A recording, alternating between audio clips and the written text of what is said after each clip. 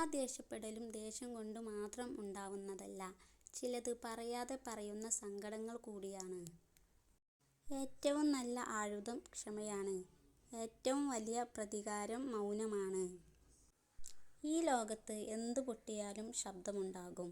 എന്നാൽ മനസ്സ് തകരുമ്പോൾ മാത്രം അത് നിശ്ശബ്ദമായിരിക്കും. വീട് വീടാവണമെങ്കിൽ വീട്ടുകാരെല്ലാം വല്ലപ്പോഴും ഒപ്പമിരിക്കണം. വല്ലപ്പോഴും ഒപ്പം കഴിക്കണം. വല്ലപ്പോഴും ഒപ്പം ചിരിക്കണം. വല്ലപ്പോഴും ഒപ്പം യാത്രകൾ പോകണം. എല്ലായ്പ്പോഴും ഒപ്പമുണ്ടാകണം. ഒരാളെ വേദനിപ്പിക്കുന്നത് കടലിലേക്ക് കല്ലെറിയുന്നത് പോലെ നിസ്സാരമാണ്. എന്നാൽ അത് കടലിൻ്റെ എത്ര ആഴങ്ങളിലേക്ക് പോകുന്നു എന്ന് ആരും അറിയുന്നില്ല, വേദനിക്കുന്നയാളൊഴിച്ച്. എളുപ്പമുള്ള കാര്യങ്ങൾക്ക് വില കൽപ്പിക്കാത്തത് കൊണ്ടാണ് ജീവിതം പലപ്പോഴും ബുദ്ധിമുട്ടായി തോന്നുന്നത്. പ്രയാസങ്ങൾ ഹൃദയം തകർന്നാലും പ്രതീക്ഷകൾ കൈവിടരുത്. ഏതൊരു ഇരുട്ടും തുളച്ച് ഒരു നാൾ പ്രകാശം നമ്മെ തേടി വരും, പ്രതീക്ഷിച്ചതിനും അപ്പുറത്തേക്ക്.